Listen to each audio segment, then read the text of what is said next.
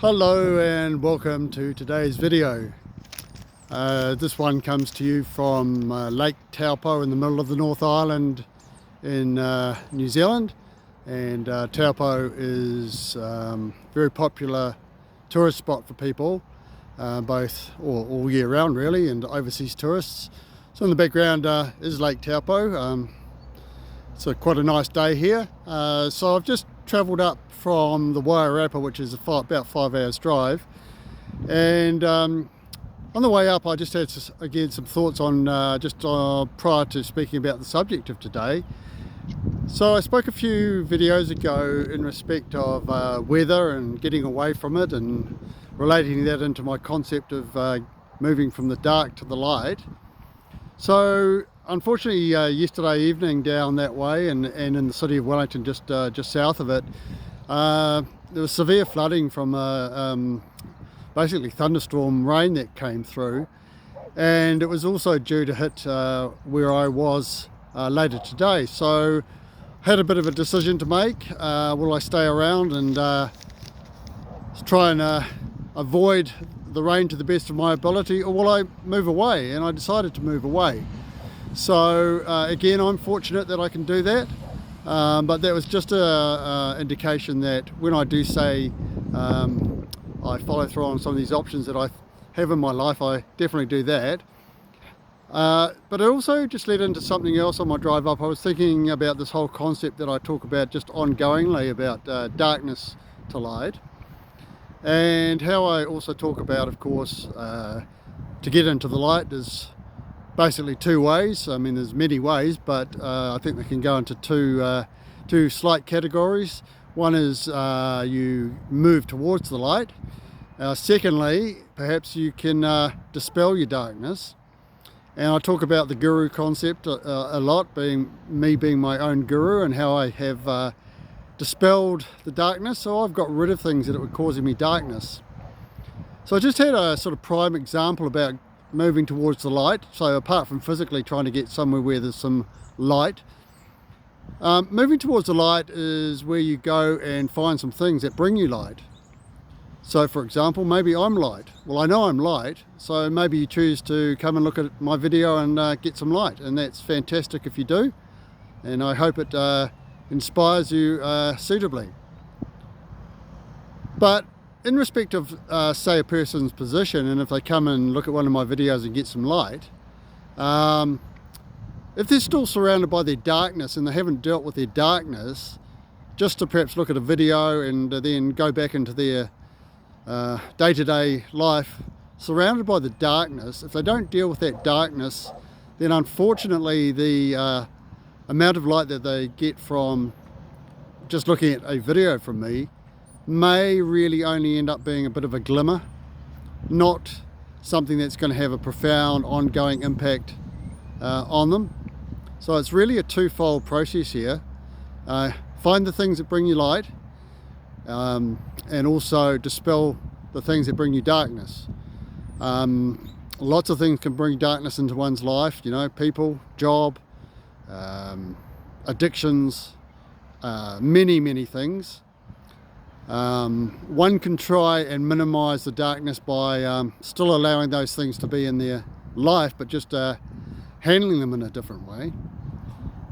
But I would suggest that if your attempts to minimize the darkness are not successful, it may get to a stage where you need to actually get rid of some things. I mean, that's what I did anyway. I got rid of things. They're gone. They're not coming back. And in conjunction with that, I've actually managed to find things that bring me light, and they've come at me from so many different ways. And that kind of leads into today's topic, which I'm going to speak about meditation. Meditation in the context of what it's done for me on my journey. Now, just at the outset on this subject, if somebody comes to me and said, well, in summary, what's the one big thing that you think has done the most for you, and you could find all these things that you're talking about, you know, what was it? Not that they're asking me to suggest for them to do it, but what was it? and I would pick out the word meditation. It is just such a powerful tool. Now, how you actually apply it for yourself is all part of your own journey, but for me, just immense power. And I'll just briefly talk about some of the things that I've done in the meditation field. So early on in my life, when I was, quite dark and trying to find my way and depressed and having a few problems, and we're talking from sort of late teenage years probably onwards, I was trying meditations, and of course getting some benefit from them, sort of getting a bit of bit of inspiration, a bit of relaxation, and bit of uplifting from them.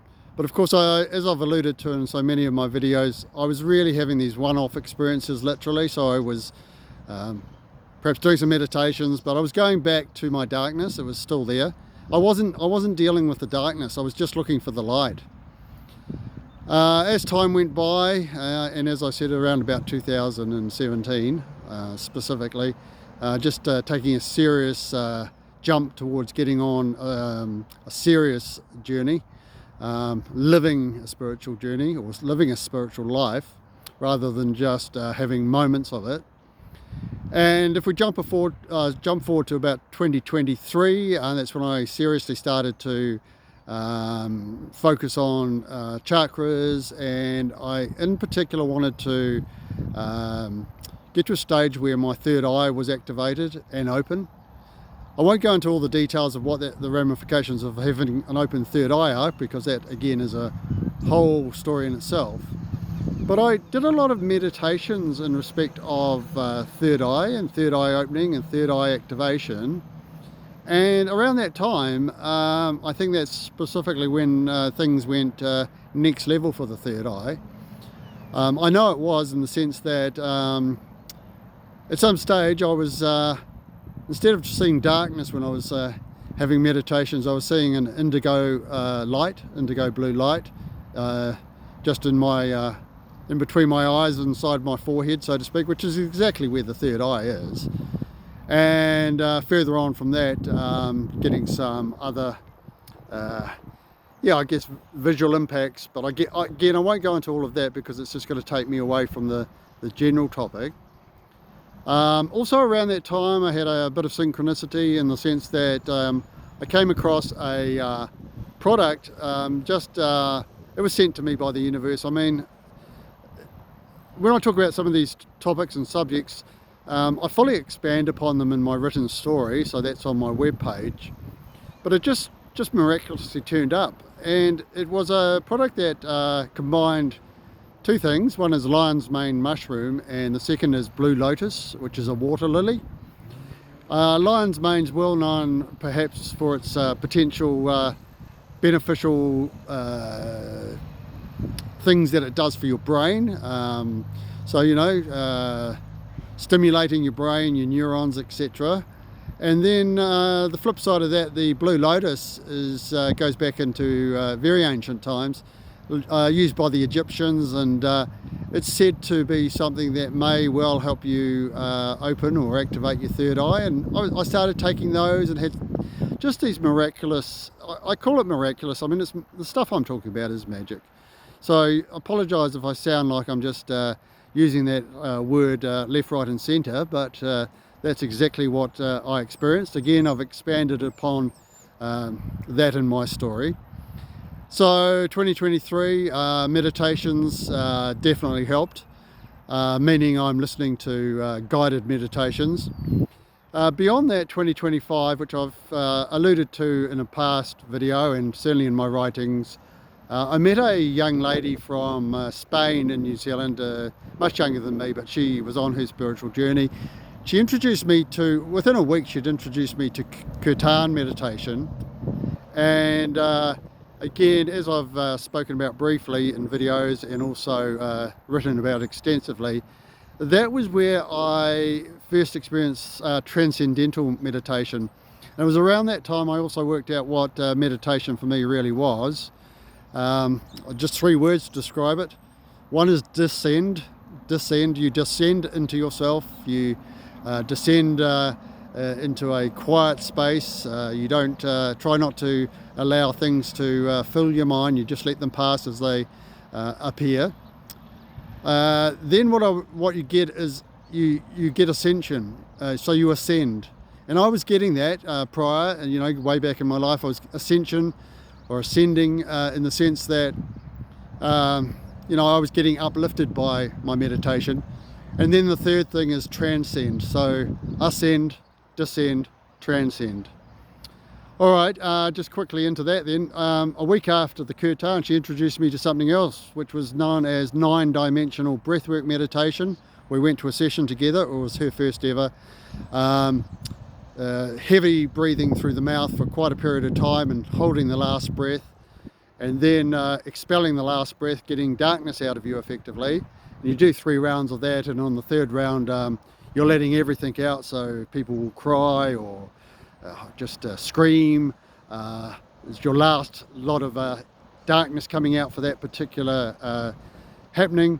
And in that I experienced some energies of the body that were just incredible.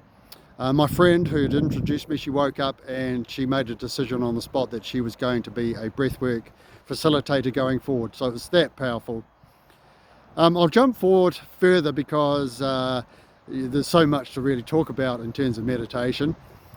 2025, going to my spiritual retreat in the Amazon, one particular meditation which very memorable. We did a breathwork meditation there, so I obviously knew a bit about breathwork by then, and it was realms beyond the one that I had experienced back in New Zealand, and I'd been doing my own as well. This took me to a place where the energy was so immense that at the end of it, so it's a group breathwork meditation, I walked up to the facilitator and I had this smile on my face, and I just said to her, "What was that?" And then I had this energy pouring out of me, and it was in the room we were doing our ayahuasca ceremonies, and I had all this massive amount of energy flowing out of me. And I walked up to the inner circle where the shamans were going to sit later that night, so the cushions, and I stood at each of the points of what I thought was the compass, and I threw energy into the ring. I basically threw it in there, and I said, "Take this energy and transmute it and send it back to me tonight." So it's that powerful.